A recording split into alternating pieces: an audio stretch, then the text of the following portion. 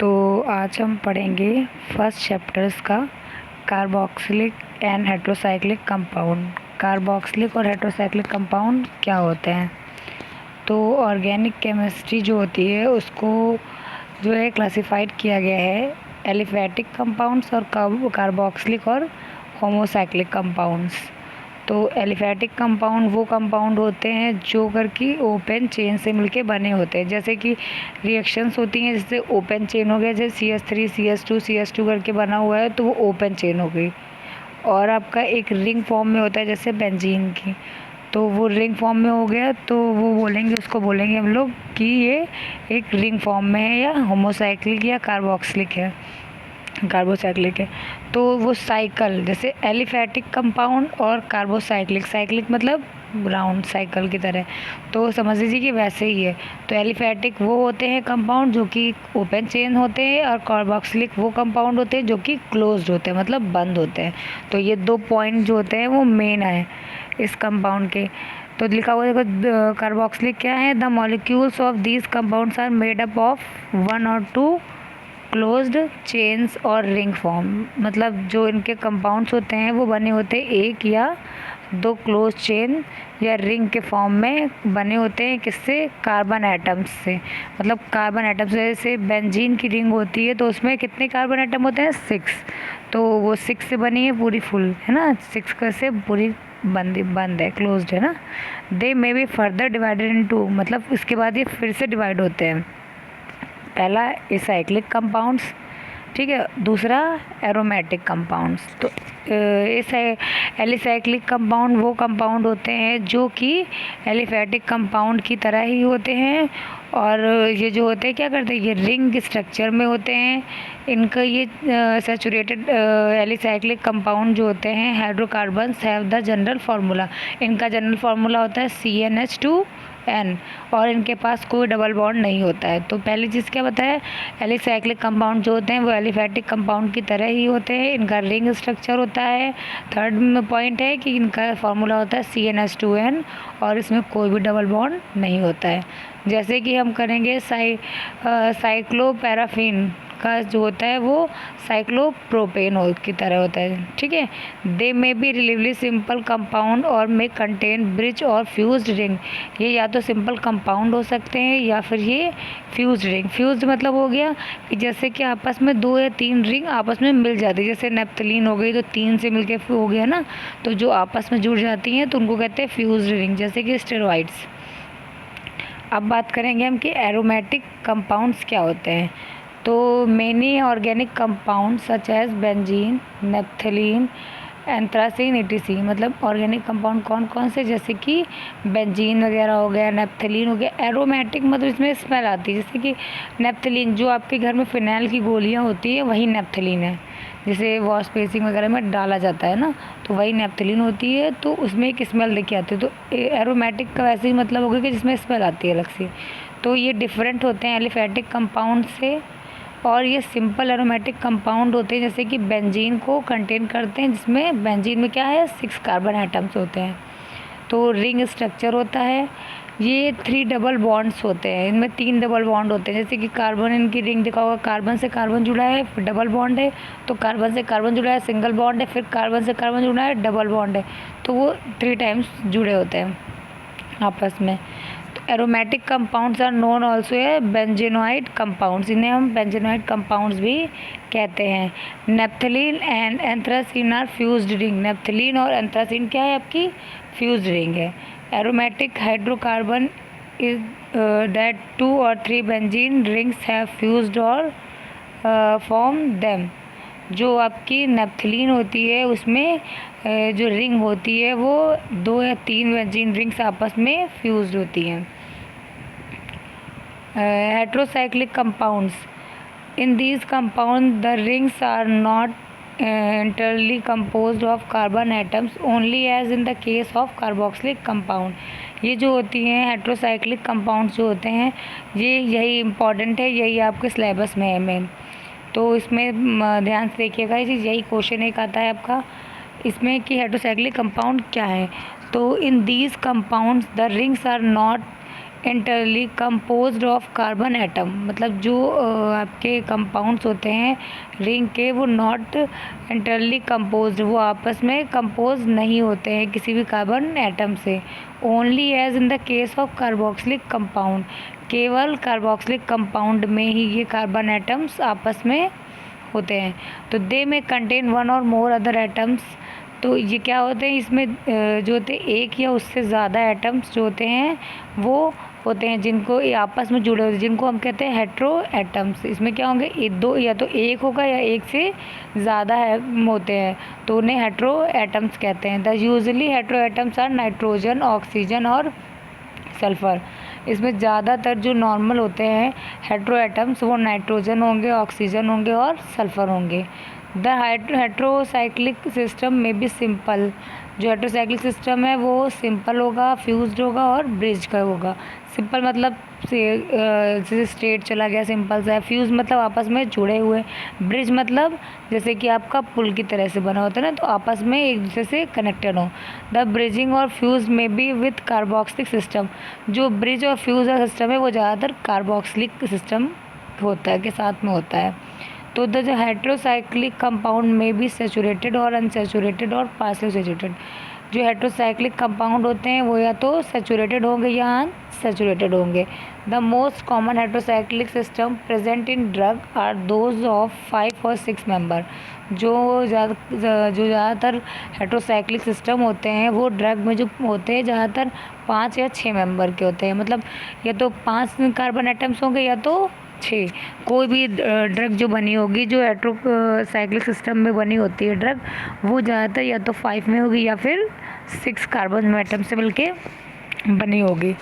Many drugs have heterocyclic structure, ज़्यादातर drugs जो होती हैं उनके पास हेट्रोसाइक्लिक स्ट्रक्चर ही होता है। जैसे कि अगर हम देखेंगे तो एंटीबायोटिक्स जैसे होगी आपकी पेनिसिलिन, एल्कलॉइड जितनी भी होती हैं, मॉर्फिन, विटामिन, थायमिन, जितनी भी एंटीबायोटिक्स होती हैं वो सारी क्या होती हैं, वो सब की सब हेट्रोसाइक्लिक स्ट्रक्चर ही होता है उनका। Therefore, it is essential that one should have the thorough knowledge of the structure of basis heterocyclic compounds। मतलब जो कुछ बहुत होती है इसेंशियल नॉन इसेंशियल बताया था, क्या होता है इसेंशियल, जो कि ईज़िली मिल जाते हैं। नॉन इसेंशियल मतलब जो ईज़िली नहीं मिलते हैं, वो चीज़ जो हमारे लिए बॉडी के लिए ज़रूरी है वो इसेंशियल, जो नहीं जितनी इंपॉर्टेंट नहीं होती वो नॉन इसेंशियल। तो कहेंगे कि जो हेट्रोसाइक्लिक कंपाउंड्स होते हैं वो फुली स्ट्रक्चर्ड होता है, उनका वेरी होता है, मतलब कई ड्रग्स का मिलके जो होती हैं वो सब के सब हेट्रोसाइक्लिक ही होती हैं। अब बात करेंगे कार्बोसाइक्लिक कंपाउंड है क्या, जैसे मैंने बताया कि, तो अब एग्जांपल में भी देखो क्या होता है। The common basic aromatic compounds with their convertible numerology are given below, मतलब आप नंबर से अब देखेंगे अलग अलग कि कौन कौन से कैसे कैसे हैं। इसमें कंपाउंड देखिए 6 कार्बन एटम्स हैं, जैसे हमने कहा था कि 6 कार्बन एटम होते हैं, तो 6 कार्बन एटम है इसमें। तो इन 6 कार्बन एटम के साथ में देखिए हाइड्रोजन बॉन्ड जुड़ा हुआ है। क्या कहा था उसमें कि 6 मेंबर्ड होंगी तो 6 कार्बन है। दूसरा बोला था कि डबल बॉन्ड होते हैं 3, है ना, तो देखिए डबल बॉन्ड है यहाँ पे, ये देखिए 3 डबल बॉन्ड है इसमें, आपस में हाइड्रोजन एटम्स से मिलके बने हुए हैं, है ना, तो हाइड्रोजन एटम्स होते हैं। नंबरिंग हम कैलकुलेट करेंगे क्योंकि ना ही इसमें नाइट्रोजन है, ना इस पर सल्फ़र है, ना इस पर ऑक्सीजन। अगर इसमें हमारा नाइट्रोजन होता है तो नाइट्रोजन से काउंट करना शुरू करते, नाइट्रोजन और सल्फ़र होता है तो नाइट्रोजन के बाद सल्फ़र काउंट करते, देन अदर काउंट करते हैं। अगर ऑक्सीजन होता है इसके साथ में तो फिर नाइट्रोजन, फिर आपका आता सल्फ़र, फिर ऑक्सीजन, मतलब पहली प्रायोरिटी में ऑक्सीजन, मतलब सबसे ज़्यादा ऑक्सीजन का है। तो उल्टा मतलब ये चीज़ कहेंगे कि पहले काउंटिंग कहाँ शुरू करेंगे, जैसे मान लीजिए फर्स्ट पोजीशन पे आपका ऑक्सीजन है, सेकंड पे सल्फ़र है, थर्ड पे आपका नाइट्रोजन है, तो वो काउंटिंग भी ऐसे ही शुरू होगी। स्टार्टिंग में फर्स्ट पोजीशन पे आपका वही आएगा कि काउंट करेंगे कि हाँ पहला पोजीशन पे ऑक्सीजन है, सेकंड पे सल्फ़र है, थर्ड पे नाइट्रोजन है। बट अगर हमारे पास सल्फ़र नहीं है मान लीजिए तो ऑक्सीजन फिर नाइट्रोजन, और अगर मान लीजिए ऑक्सीजन नहीं है तो सल्फ़र और नाइट्रोजन, और अगर ऑक्सीजन सल्फ़र दोनों नहीं तो सिर्फ नाइट्रोजन से ही काउंट करना हम स्टार्ट करते हैं। नंबरिंग में start anywhere on the nucleus और में प्रोसीड इन अ क्लॉकवाइज और एंटी क्लॉकवाइज डायरेक्शन। नंबरिंग आप किसी भी तरह से करिए, चाहे क्लॉकवाइज करिए या एंटी क्लॉकवाइज करें, ठीक है।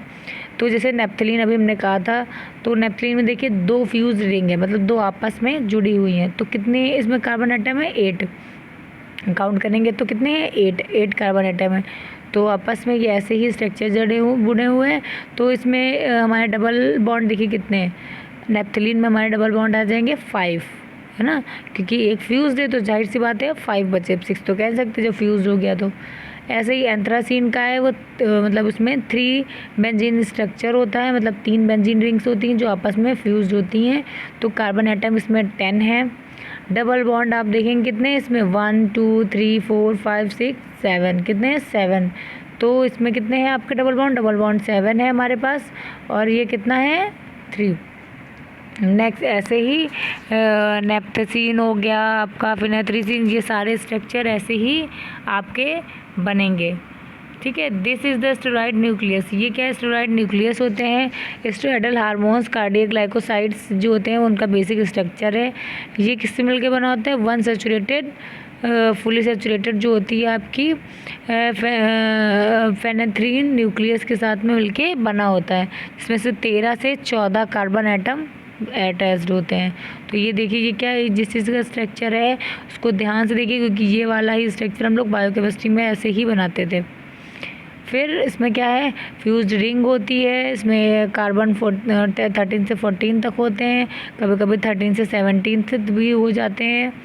हेट्रोसाइक्लिक कंपाउंड्स आखिर हैं क्या? The numbering of heterocyclic compound is as follows, कि हम नंबरिंग करना स्टार्ट कैसे करेंगे? अब देखिए, हेट्रोसाइक्लिक एटम लेंगे हम, ठीक है, जो कि नंबरिंग हमेशा 1 से स्टार्ट होगी। हेट्रो एटम कौन कौन से थे? नाइट्रोजन, ऑक्सीजन, सल्फर, है ना। तो उनकी नंबरिंग हमेशा 1 से स्टार्ट होती है।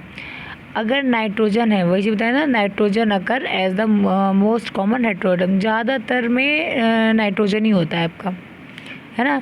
तो काउंटिंग भी हम नाइट्रोजन से ही स्टार्ट करेंगे।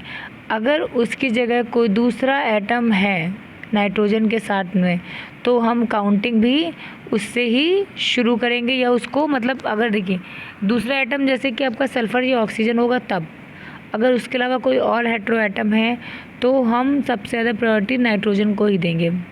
बट उससे अगर उसकी जगह सल्फ़र है उससे पहले, तो हम प्रायोरिटी सल्फ़र को देंगे। अगर ऑक्सीजन है तो सल्फ़र नाइट्रोजन से पहले सबसे पहले प्रायोरिटी हम ऑक्सीजन को देंगे। तो देखिए अब बेसिक हेट्रोसाइक्लिक कंपाउंड क्वेश्चन आता है आपका कि बेसिक हेट्रोसाइक्लिक कंपाउंड कौन से हैं वो लिखिए या क्लासिफिकेशन लिखिए। तो वो एक क्वेश्चन यहाँ से पुट अप होता है आपका। दे आर मतलब 3 मेंबर्ड, मतलब 3 कार्बन एटम्स होंगे और 1 हेट्रो एटम होगा इसमें, तो उसके साथ मिलके बने होते हैं। एज इरिडीन जैसे हो गया ना, तो काउंट कहाँ से हमने क्या कहा था? जहाँ से नाइट्रोजन होगा वहाँ से काउंट होगा। तो जहाँ देखो नाइट्रोजन लगा है वहीं से हम काउंट कर रहे हैं ना। 5 मेंबर मतलब 5 कार्बन एटम्स हैं।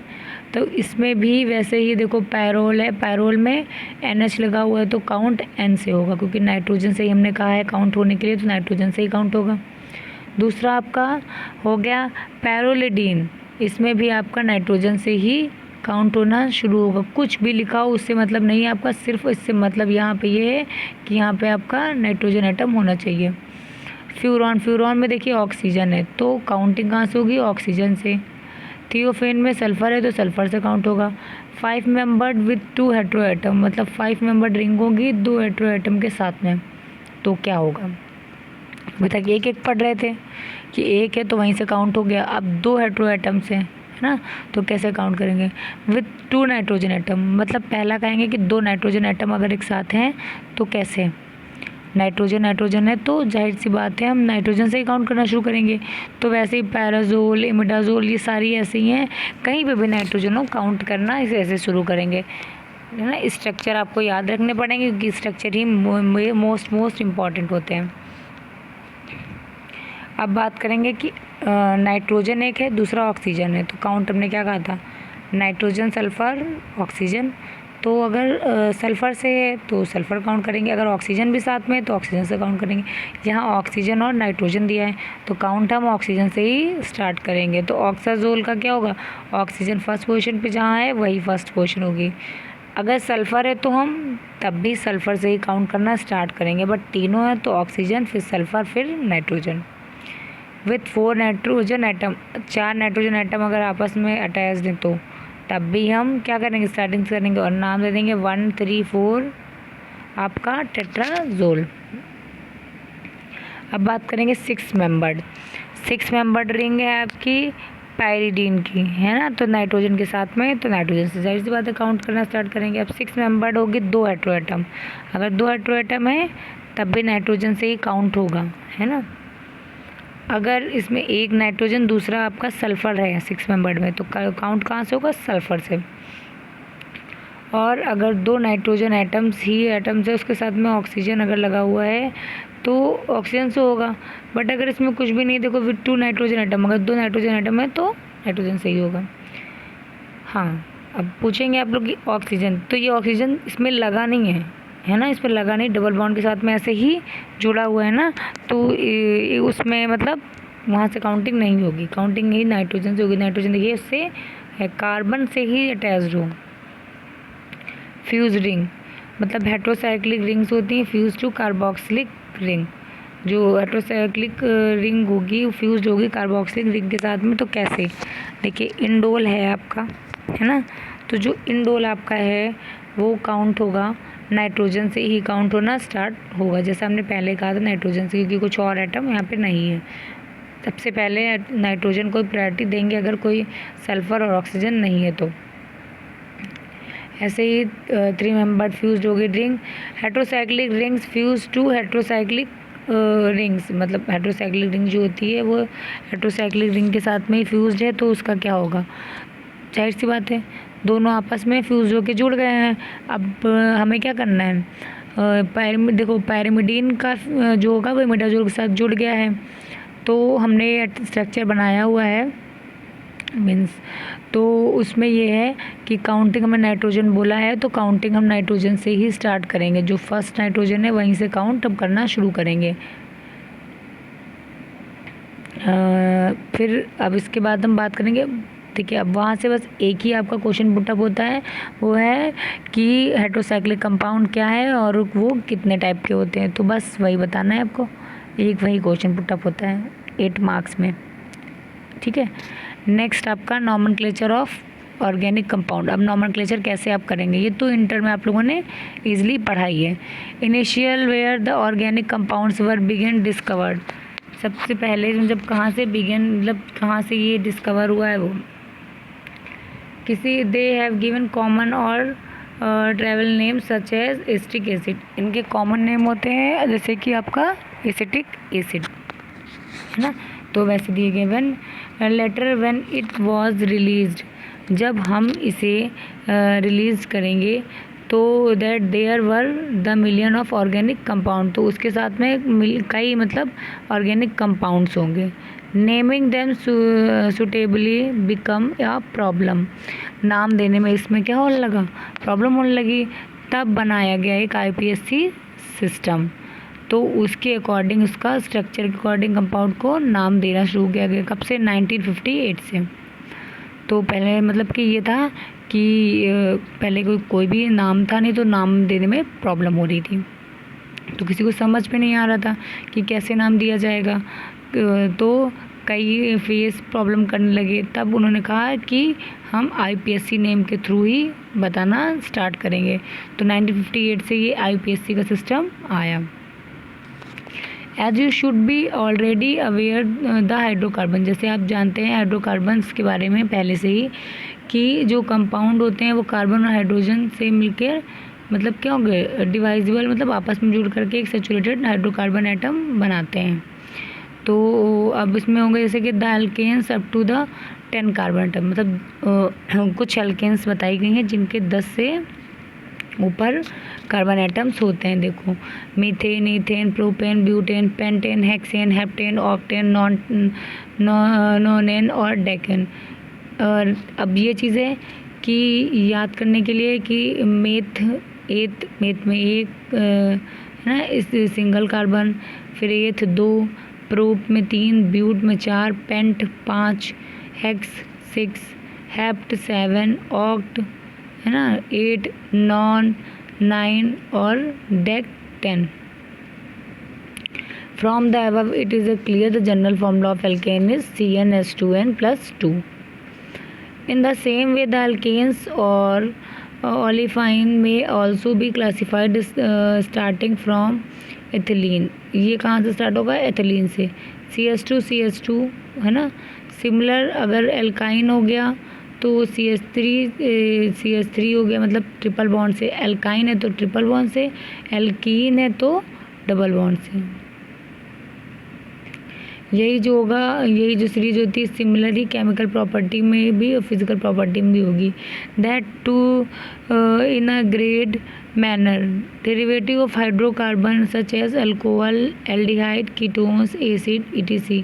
also form homologous series.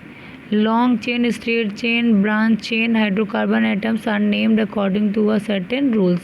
मतलब चाहे लंबी चेन हो, ब्रांच में हो या कैसी भी बनी हो, उन सब को इन्हीं रूल्स के अकॉर्डिंग नाम दिए जाते हैं. इन the case of long chain, मतलब लॉन्ग चेन जो होती है, लॉन्ग चेन मतलब कि बहुत लंबी, मतलब आपस में जुड़ती सीधी चली जाए चेन की तरह, वो स्ट्रेट होती है तो उसमें कोई ज़्यादा प्रॉब्लम इतनी नंबरिंग देने में नहीं होती है. But in the case of branch chain, लेकिन ब्रांच चेन जो होती है वो कार्बन एटम जो होते हैं वो प्रेजेंट नहीं होते हैं, एक लीनियर फैशन होता है. That is there may be one or more branch at interval and the naming become difficult. तो इनकी मतलब नेमिंग देने में डिफ़िकल्ट, जाहिर सी बात है. कोई चीज़ सिंपल मैनर में है तो उसको ईजी होगा, थोड़ा सा कॉम्प्लिकेटेड है तो थोड़ा टफ होगा. In this contest the alkyl group are important. अगर हम देखें तो इसमें एल्काइल ग्रुप सबसे ज़्यादा इम्पॉर्टेंट होता है. Alkyl group are derived from alkanes by the removal of one hydrogen atom. मतलब कि कहेंगे कि जो एल्केन्स होते हैं वो किसी भी एक हाइड्रोजन एटम को रिमूव करके क्या होते हैं, एल्काइल बनाते हैं. जैसे कि मीथेन है तो मिथाइल बनाने के लिए एक हाइड्रोजन हटा दिया तो CH3 हो गया. इथाइल है C2H5 हो गया. इथेन बनाने के लिए एक हाइड्रोजन एटम जोड़ दिया तो 6 हो गया ना. तो ऐसे ही है, कुछ नियम है, कुछ रूल्स हैं. ये एक क्वेश्चन यहाँ से हो गया, 2 क्वेश्चन ही सिर्फ इसमें आते हैं, वही दोनों क्वेश्चन आपको पढ़ने हैं. द लीनियर स्ट्रेट चेन और the longest straight chain of carbon atom in the compound is found out. मतलब जो लीनियर स्ट्रेट चेन होती है, लॉन्गेस्ट स्ट्रेट चेन होती है कार्बन एटम की, वो इसमें ढूंढी जाएगी. इन द एग्जाम्पल, जैसे कि हम नीचे लिखा हुआ है कि जो लॉन्गेस्ट मतलब लंबी चेन है 8 कार्बन एटम की, देखो इसको हम बोलते हैं स्ट्रेट चेन, है ना, या लॉन्ग चेन, मतलब जो सीधी मतलब जुड़ती हुई चली जा रही है. इस कंपाउंड में अगर हम देखेंगे तो 2 ब्रांचेज होती हैं, एक मिथाइल की और एक इथाइल की. तो जो रूल होता है वो कहता है कि जो कार्बन एटम्स होंगे वो सबसे ज़्यादा जिसमें लोएस्ट पॉसिबल नंबर होंगे वहाँ से काउंट करेंगे. So the naming has start from the left और एंड मूव. लेफ़्ट से काउंट होना शुरू होगा. सबसे कम कार्बन एटम इधर ही तो है, CH3 है ना, उधर 2 हैं, तो जहाँ से कम शुरू होगा वहाँ से काउंट होना हम स्टार्ट करेंगे. तो टू द राइट, लेफ़्ट से राइट के साइड में 8 कार्बन एटम होंगे एक चेन में, जिसे हम ऑक्ट कहेंगे. 8 मतलब ऑक्ट बोला था ना, अक्टूबर ऑक्ट याद करने, ऑक्ट हो गया. नवंबर नॉन, दिसंबर डेक. तो जो ये होता है ये सिस्टम ऐसे ही याद करना है कि 8 कार्बन एटम में तो ऑक्ट हो गया. सब्स्टिट्यूट ऑक्टेन, अब ऑक्ट हो गया, उसमें क्या रिंग लगी, एन है, ईन है, क्या है, ठीक है. The position of substitute should be correctly indicated by the number. जो पोजीशन होगी वो हमारी नंबर के थ्रू इंडिकेट की जाएगी. If the alkyl group present are not the same, अगर एल्काइल ग्रुप जो प्रेजेंट है वो सेम नहीं है तो क्या करेंगे, सेम तो नहीं है लेकिन है ना, सेम नहीं है तो डिफरेंट अगर है तो इंडिकेट करेगा अल्फ़ाबेटिकल ऑर्डर से. अगर सेम नहीं है तो अल्फ़ाबेटिकल ऑर्डर से हम इसे इंडिकेट करेंगे, है ना। So the compound is above example is name. अब इसका कहने का मतलब ये जो एल्काइल ग्रुप है वो अगर सेम नहीं है ना। में देखो ई बड़ा है या एम, ई बड़ा है तो मतलब सॉरी ई पहले आता है या एम, ई पहले आता है, तो हम अल्फ़ाबेटिकली इसको अरेंज करेंगे। तो अब 6 पोजीशन पे इथाइल लगा हुआ है तो 6 इथाइल 2 मिथाइल ऑक्टेन। अब कहेंगे कि अगर if the some groups in present at more than one place, अगर एक से ज़्यादा प्लेस पर वो भी वही चीज़ बार बार प्रेजेंट हो रही है तो उसका नाम कैसे लिखेंगे। अब से मेथ है, ठीक है, तो मेथ 3 बार है, ठीक है, कंटिन्यू है, तो हम नाम लिखेंगे ऐसे ही, जैसे 3rd 4th 5th पोजीशन पे। तो 3rd 4th 5th पे 3 है मतलब ट्राई हो गया, तो ट्राई मिथाइल हेप्टेन। हेप्टेन कैसे है, 7 मतलब हेप्ट, तो हेप्टेन हो गया।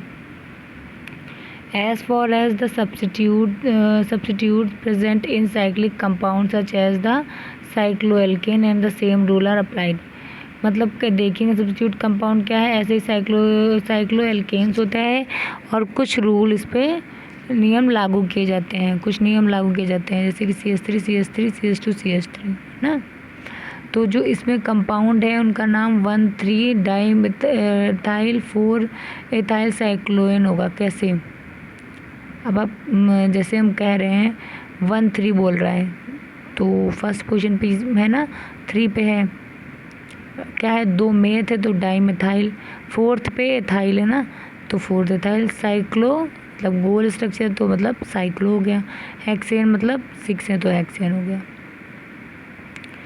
Incidentally, a cyclic compound is known by the applying the prefix cyclo और its name। इस पर prefix लिखते हैं इसके नाम के साथ में। In the above example मतलब जो ऊपर भी एग्जाम्पल दिए गए उसमें 6 मेंबर कंपाउंड है जो कि हेक्सेन कहलाएगा, इन नोन है साइक्लोहेक्सेन, है। फंक्शनल ग्रुप क्या होंगे। The task of naming the organic compound is made simpler by taking to account any functional group और ग्रुप्स आर प्रेजेंट। मतलब कोई भी फंक्शनल ग्रुप या ग्रुप प्रेजेंट है तो वहाँ से उसका नाम देना स्टार्ट करते हैं। A functional group consist of an atom, मतलब एक फंक्शनल ग्रुप होगा वो एक एटम कंटेन करेगा या कोई भी ग्रुप करेगा, वो एक दूसरे से एक कैरेक्टरिस्टिक मैनर्स में जुड़े होते हैं आपस में। है specific and characteristic chemical property, इनकी केमिकल प्रॉपर्टी होती है। जैसे कि आप देखेंगे एग्जाम्पल दे रहे हैं, take the case of compounds, मतलब कोई भी कंपाउंड ले लिया, जैसे अल्कोहलिक है, OH ग्रुप है तो वो अल्कोहल है ना, तो वो OH क्या है आपका, अल्कोहल, इसे कहते हैं functional group. They all have similar chemical property, इनके मतलब इनकी भी एक सिमिलर केमिकल प्रॉपर्टी होती है। For instance all the alcohols liberate hydrogen और रिएक्शन विथ मेटेलिक सोडियम, मतलब ये क्या करेंगे, अल्कोहल जो होंगे वो लिबरेट कर जाते हैं, हाइड्रोजन के साथ रिएक्शन करके एक मेटल के साथ रखेंगे। अगर मेटेलिक सोडियम है और हाइड्रोजन होगा तो वो आपस में लिबरेट करके अल्कोहल का क्या होगा, ख़राब कर देगा, मतलब अल्कोहल के साथ में वो लिबरेट हो जाएगा। It is easy to classify the organic compounds based on functional group, ये क्लासीफाई करना सबसे ज़्यादा ईजी है फंक्शनल ग्रुप के आधार पर। अगर फंक्शनल ग्रुप लगा हुआ है सबसे ईजी यही होता है कि जहाँ से काउंट कर ले के या कैलकुलेट कर ले कि क्या है इसका। Find to destruction homologous series for the purpose of following rules are applied, मतलब इसमें कुछ ऐसे नियम अप्लाई किए जाते हैं। Find out the functional group, अब हम पहले ढूंढेंगे फंक्शनल ग्रुप कौन सा है इसमें प्रेजेंट है, and use this as the prefix और सफिक्स, चाहे प्रेफिक्स या सफिक्स। प्रेफिक्स मतलब हो गया आपका कि प्रेफिक्स सफिक्स मतलब कि चाहे आप उसको आगे लगाए या पीछे लगाओ, जैसे नाम होता है ना, प्रेफिक्स आपका आगे लगा है, सफिक्स मतलब पीछे लगा हुआ है, तो मतलब आगे पीछे कहीं भी नाम लगाओ। For example compound containing the OH group may be named as a methanol. कैसे, अब नाम मेथेनॉल दे दिया गया, काम क्या है इसमें, OH ग्रुप ऐड है, तो OH का मतलब हो गया कि आपका अल्कोहल है, तो CH3 आपका मेथाइल है तो मेथेनॉल, है ना। तो OH में भी indicated by the word of all suffix. अब ऑल को हम सफिक्स बना देंगे, मतलब पीछे लगा है तो सफिक्स, तो ऑल को हमने बना दिया है suffix. Then find out the number of carbon. अब हम फाइंड आउट करेंगे कि क्या नंबर है कार्बन एटम्स का वो। तो लॉन्ग चेन बनेगी फंक्शनल ग्रुप को। Using this fix the name of alkane corresponding to the carbon atom. अब हम इसको यूज़ करेंगे और फिक्स करेंगे एल्केन को कि करस्पॉन्ड करेंगे कि कार्बन नंबर को हम इसमें से काउंट करना शुरू करेंगे। Give the lowest number of the carbon carrying the functional group. सबसे कम नंबर उसको दिए जाएंगे जिसके पास फंक्शनल ग्रुप प्रेजेंट होगा, या फंक्शनल ग्रुप का कोई भी पार्ट अगर है अटैच्ड है। तो अगर कोई हेटेरो एटम होगा तब तो फर्स्ट हो गया, बट फंक्शनल ग्रुप अगर अटैच्ड है तो सबसे कम लोएस्ट नंबर उसी को देंगे जहाँ पर फंक्शनल ग्रुप अटैच्ड है। Name the compound using above 3 rules, मतलब 3 रूल फॉलो करने पड़ेंगे नाम देने के लिए। तो पहले देखिए चेन बनी हुई है, इसे 10 कार्बन एटम्स है इसमें ऑल लगा हुआ मतलब OH लगा है, C2H5 लगा हुआ है। Here the functional group is alcoholic. इसमें फंक्शनल ग्रुप क्या है? एल्कोहलिक। C2H5 नहीं है, क्या है? एल्कोहलिक मतलब OH। तो जो OH है वो क्या है? अब इसको हम प्रफिक्स देंगे, मतलब स्टार्टिंग में हम ये लिखेंगे, मतलब पहला वाला कार्बन एटम प्रफिक्स या सफिक्स हम इसको प्रफिक्स या सफिक्स इसको हम देंगे। तो अब इसका क्या है कि इसमें लिखा हुआ है कि सेकेंडली हम इसमें 10 कार्बन एटम चेंज, 10 है तो ऑक्ट है ना, 10 है तो डेक। इसमें हमने बताया था पहले कि जब 10 होंगे तो डेक हो जाएगा, तो मतलब डिकेन हो गया। तो OH ग्रुप इसमें अटैच्ड है 4th कार्बन एटम पर, है ना। तो सो द कंपाउंड में बी नेम्ड एज 8 एथाइल 4 डिकेनॉल। कैसे? 8 पोजीशन पे इसमें एथाइल ग्रुप है तो उसको पहले लिया जाएगा, और कहा गया था कि जहाँ पे फंक्शनल ग्रुप होगा उसको सबसे कम मार्क्स, सबसे मतलब लास्ट में काउंट देंगे उसको मार्क्स, मतलब बाद में लिखा जाएगा, है ना। तो जैसे 4 हो गया। अब जाहिर सी बात है 10 है तो डेक हो गया, और OH है तो ऑल हो गया। अनदर एग्जाम्पल अगर देखें कोई दूसरा देखा है जाए तो पूरा सिंपल नाम लिखा हुआ है। देयर आर 2 फंक्शनल ग्रुप, यहाँ पे 2 फंक्शनल ग्रुप प्रेजेंट है। कौन कौन से? देखो नहीं दिख रहा ना, कि पता नहीं चल रहा है कि क्या फंक्शनल ग्रुप है, बट बेटा CHO भी एक फंक्शनल ग्रुप होता है जिसे हम एल्डिहाइड ग्रुप कहते हैं। कौन सा ग्रुप है? Aldehyde group. अब कहा जाएगा कि डबल बॉन्ड और एल्डिहाइड ग्रुप, है ना, डबल बॉन्ड लगा हुआ है यहाँ पे, उसके बाद एल्डिहाइड ग्रुप लगा हुआ है। That can be combined together in the